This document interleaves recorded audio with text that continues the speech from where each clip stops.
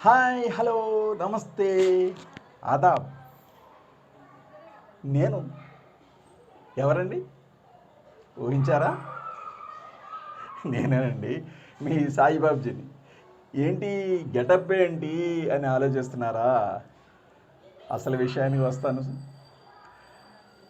మన జాతిపిత మహాత్మా గాంధీ గారు దేశానికి, దేశ అభివృద్ధికి గ్రామాలు పట్టుకొమ్మలని చెప్పారు. మనందరం చదువుకున్నాం. ఎందుకు ఆ మాట అన్నారు? ఆయన అన్నారంటే ఆషమాషిగా ఆయన అనరు. ఎందుకన్నారు అని ఆలోచిస్తే, గ్రామాలు స్వయం సమృద్ధితోటి దేశానికి అంతటికీ కావలసినటువంటి ఆహారాన్ని మరి ఉత్పత్తి చేసి ఇస్తాయి. ఆ గ్రామాలే కనుక లేనట్లయితే మనం లేం. ధాన్యం కానీ, లేకపోతే పాలు కానీ, కూరగాయలు కానీ, ఒకటేమిటి ఎవ్రీథింగ్.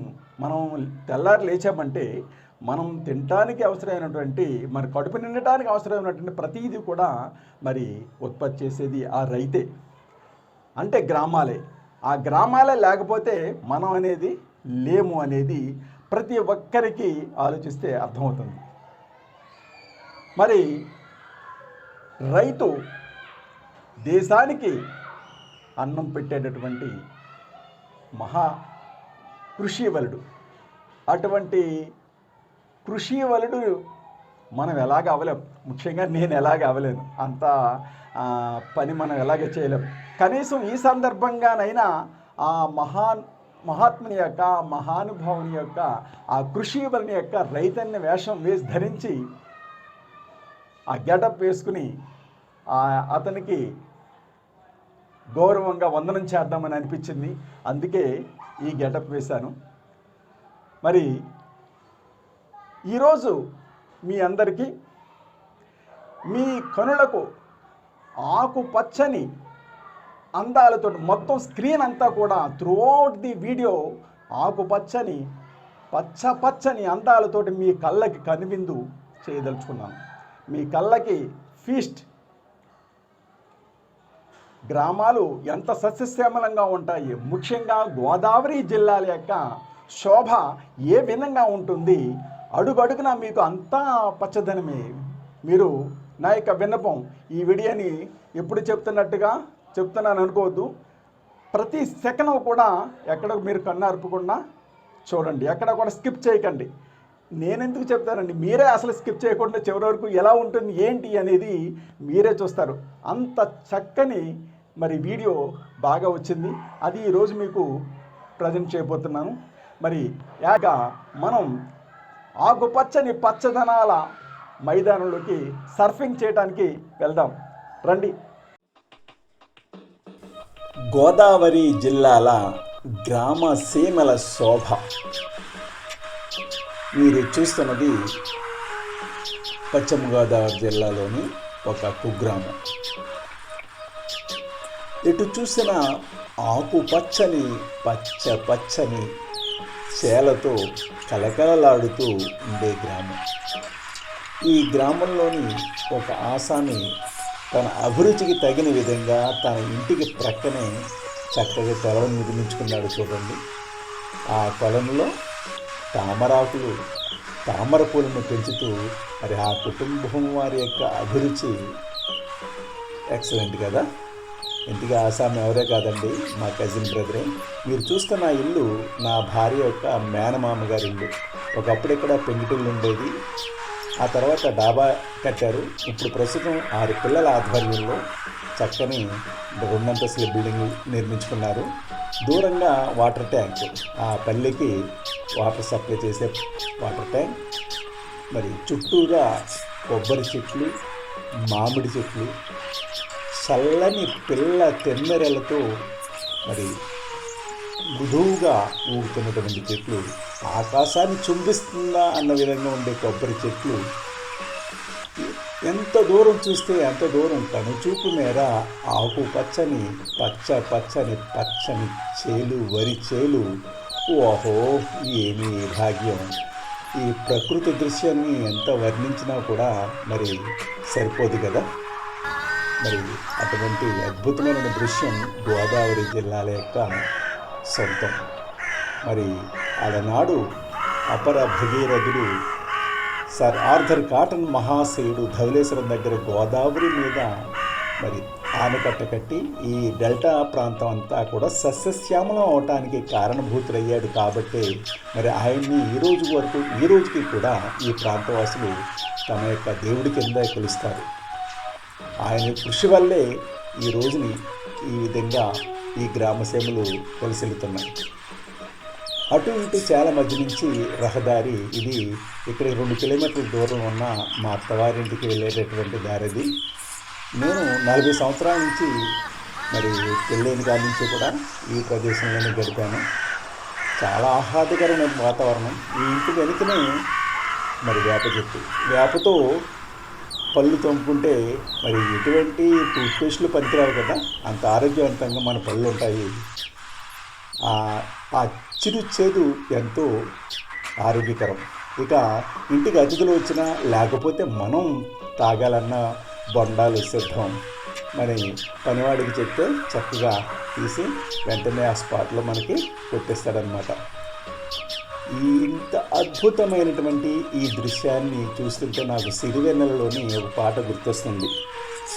ఈ గాలి, ఈ నేల, ఈ ఊరు సెలయేరు.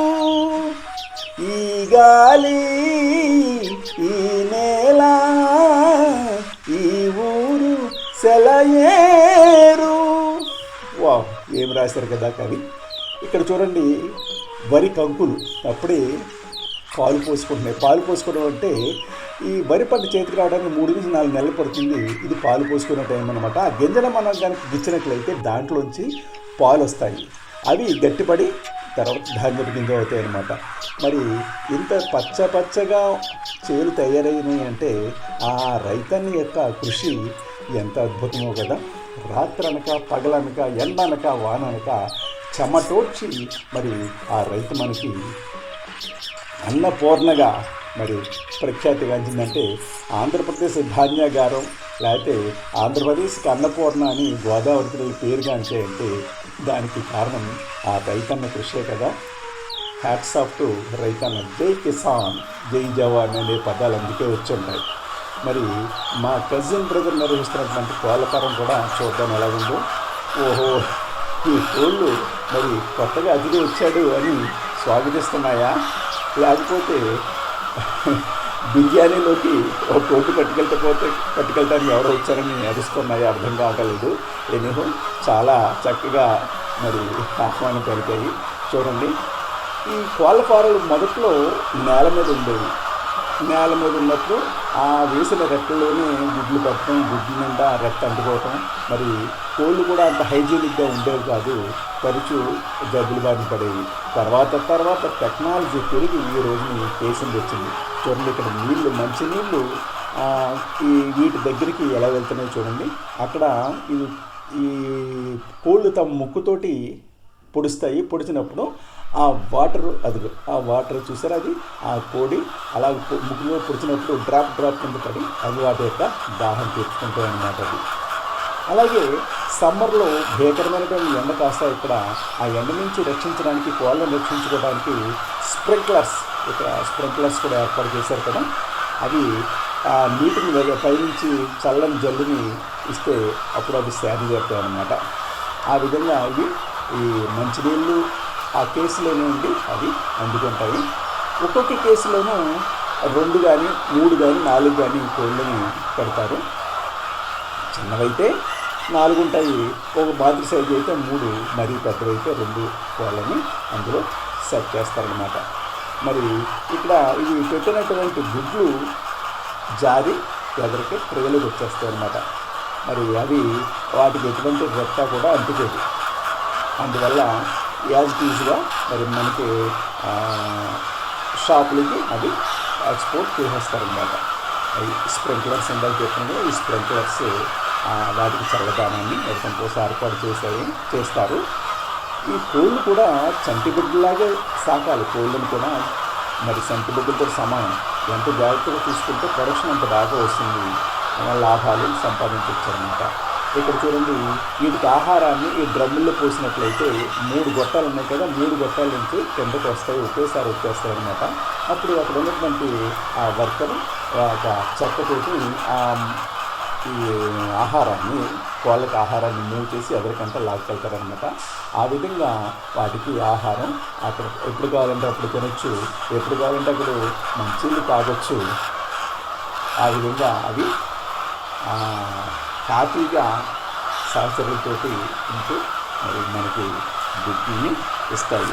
మరి గ్రామాలు ఈ విధంగా అభివృద్ధి చెందాయి కాబట్టి మరి అలనాడు మన జాతిపిత మహాత్మా గాంధీ గారు దేశాభివృద్ధికి గ్రామాలు పట్టుకొమ్మలని అందుకే ఉంటారనమాట.